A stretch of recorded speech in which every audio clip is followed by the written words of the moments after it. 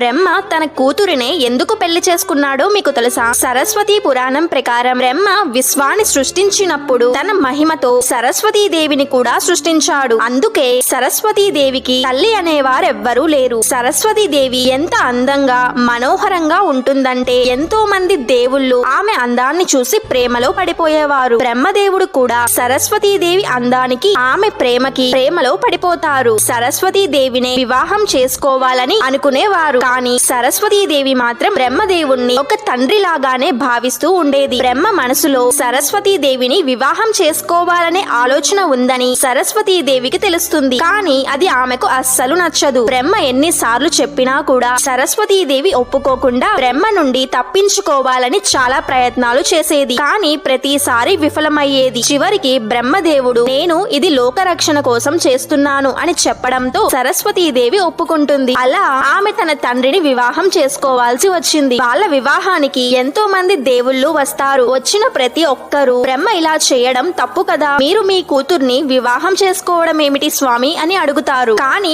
బ్రహ్మదేవుడు ఈ లోకంలో నేనొక్కడినే జీవించలేను, అందుకే నా కుమార్తె అయిన సరస్వతీ దేవిని వివాహం చేసుకున్నాను అని చెప్తారు. తర్వాత వాళ్ళిద్దరికి మను అనే కుమారుడు జన్మించాడు. ఆ మనువునే ఈ భూమిపై మొదటి వ్యక్తి అని ఎన్నో గ్రంథాల్లో ఉంది. అలాగే మను వేదాలు, సనాతన ధర్మం మరియు అన్ని భాషలను అతనే రచించారని చెప్తుంటారు. ఈ విషయాన్ని మొదటి